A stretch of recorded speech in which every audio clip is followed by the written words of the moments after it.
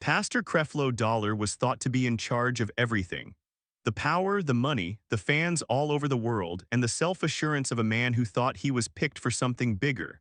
On the other hand, something was slowly falling apart behind that polished confidence.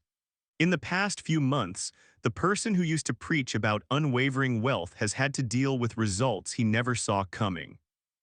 Now that painful facts are coming to light, Creflo Dollar has to deal with the one thing he never told his followers they would have to deal with. There is a chance that everything he built was based on a terrible mistake. The rise that started in a snack bar, not a house, a megachurch, or a TV studio were the first places where Creflo Augustus Dollar Jr.'s story began. It began in a simple home in College Park, Georgia, on January 28, 1962. Discipline and faith shaped the family. His dad was a police officer and his mom worked as a snack bar worker at Kathleen Mitchell Elementary School. That small detail seemed unimportant at the time, but it would follow him for decades in ways he never thought possible. He never thought he'd become a preacher as a child. His dream was to play professional football, and he brought that dream with him to West Georgia College in the early 1980s. That path was broken by a major injury, which was the first of many turning points that would shape his life. During his rehab, he started going to Bible study, not because he loved it, but because he needed something to do when it was quiet. Still, he said that one day he felt like he was born again, and that moment changed the course of his life forever. Soon, he was in charge of his own small Bible study groups, which grew faster than he thought they would. A young woman named Taffy Bolton was there. She would later marry him and work with him in ministry for life. Dollar got his degree in educational therapy in 1984 and went to work at Bronner Psychiatric Institute to help people who were having trouble learning. But even though he was good at his job, he couldn't fight the rising urge to go into ministry. In 1986, after 2 years, he made a choice that changed everything. His mother used to serve food in the cafeteria of Kathleen Mitchell Elementary, which is also where he started World Changers Ministries Christian Center. It was there that he was in the school's first Black integration group. That first service had only 8 people, but his message, which was straightforward, sure of itself, and useful, hit home. The crowds grew quickly, and as his group did, so did his goals. What started in a cafeteria would quickly grow into one of the biggest megachurches in the United States, and his message of wealth would make him famous all over the world. But that rise hid cracks that would one day get bigger and cause a lot more damage. The lesson of wealth that made an empire. The word that made Creflo Dollar famous also became the source of his biggest problems as the World Changers Ministries grew. Dollar worked on the prosperity gospel, a teaching that would become the center of his worldwide power in the late 1980s and early 1990s. He taught that having faith, making a positive confession, and giving a lot, especially tithing, could lead to wealth and success in life. Families who were having a hard time heard hope. For Christians looking for a second chance, it seemed like a plan from God. Every lecture, every broadcast, and every promise of a breakthrough made the crowds grow. In 1991, his church had grown so big that he changed its name to World Changers Church International to show how far he thought God had sent him. Soon after, he started having radio and TV shows, which led to the start of Changing Your World. His lessons reached millions of homes through these programs. By the middle of the 1990s, he was no longer a priest in the area. He was a televangelist who worked all over the world, and his followers lived far beyond College Park. People in Africa, Canada, India, and the UK started to pay attention to his words because they thought that they could finally make a lot of money. His rise was represented by the World Dome, a huge church with 8,500 seats that was finished in 1995 at a cost of almost $20 million. Dollar insisted that it was made without any help from banks. He said it showed what faith and giving could do.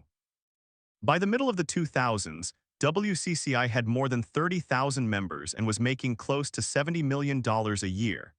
As the ministry grew to include New York, Los Angeles, Toronto, Johannesburg, Houston, and the Gold Coast, Dollar shared his dream of having 500 fellowship churches all over the world. But there was a building tension under the speed. The more he preached about wealth, the more his enemies asked about how he got so much money from that message. People who supported him saw him as live proof that having faith led to plenty. The doubters saw something. Indifferent, a priest whose way of life looked more like that of business leaders than spiritual leaders. Private jets, fancy houses, and Rolls Royces. With each new buy, the gap between admiration and suspicion grew. The machine kept getting bigger. Dollar thought he was making a spiritual kingdom. Others, though, wondered if he wasn't actually building something strong, something that would fall apart if one part of his faith was shook. And that time was almost here. Lots of money, nice things, and the first cracks in the structure. People became more interested in Creflo Dollar's lavish lifestyle as his ministry grew. This kind of wealth isn't common among pastors, not even those in the prosperity gospel movement. Many of his followers didn't have a lot of money. For example, the average family in College Park made about $29,000 a year, but in Fayetteville, Georgia, Dollar made $3.4 million. The house was on 182.5 acres of land and had a big waterfall, a pool, long stone walls, and a private drive with a gate that kept people from seeing the property. It became a sign of both his success and how far away he was from the people he preached to. He also owned a high-rise house in New York City's Time Warner Center. He bought it for $2.5 million and then sold it for $3.75 million, making $1 million. Another house in New Jersey was thought to be worth more than $2 million. Several Rolls Royces, including at least one worth about $460,000, were said to be in his garage. People who didn't like Dollar thought these things were unnecessary, but he saw them as signs of God's gift. The size of his goals was shown by even the way he got around. Dollar had been flying an old Gulfstream G3 for a long time before the jet scandal. The plane had already had two technical problems, one over the Pacific Ocean and the other while taking off in London. He said that regular airlines couldn't fit his schedule and that a private jet was a necessity for the ministry, not a nice-to-have. But all of these things, the homes, the cars, and the jets, made many people less likely to believe what he was saying. Concerns were raised by church watchdog groups. Ministry Watch repeatedly gave his group a F grade for not being honest about its finances because he wouldn't release simple audited records. The U.S. Senate Finance Committee looked into him and 5 other televangelists from 2007 to 2011 to see if church funds were being used for personal gain. Dollar wouldn't give the government his financial records because he said the government didn't have the right to look at them. Legally, he made it through that stage. Some people were hurt, but no charges were brought. His public picture started to fall apart for the first time. Some of his critics saw a trend: riches without responsibility and mental power without openness. What did you do next? Those gaps would be widened by an event that would become one of the most famous in his career. When a $65 million jet was stolen, it shocked the whole country. It wasn't new for Creflo Dollar to get bad reviews by 2015. Nothing, though, could have prepared him for the public uproar that broke out when he started Project G650, a drive to raise money to buy a $65 million Gulfstream G650 private jet. Even longtime fans were shocked by the request. Dollar maintained that the jet wasn't for fun, but for doing God's work. His old plane, a Gulfstream G3 from 1984, had a lot of technical problems. The engine broke down over the Pacific and the nose gear fell often. Dollar said that taking a commercial flight wasn't a choice because airlines didn't work on God's time. The effort asked 200,000 people to give at least $300 each. This request quickly spread on religious groups, social media, and mainstream news outlets.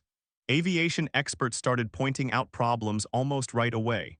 Dollar's ministry said the new jet would let them carry 100,000 pounds of food and materials for humanitarian work. However, the G650 could only hold about 2,500 bags, which was much less than what the ministry said in public. There was a quick and strong reaction. Some people didn't understand why a preacher needed the world's most expensive private jet. What was wrong with him? He could have picked a smaller, cheaper plane. Why did those who followed him have to pay for it? Many of them made a lot less than he did. Leaders spoke out even in the Christian community.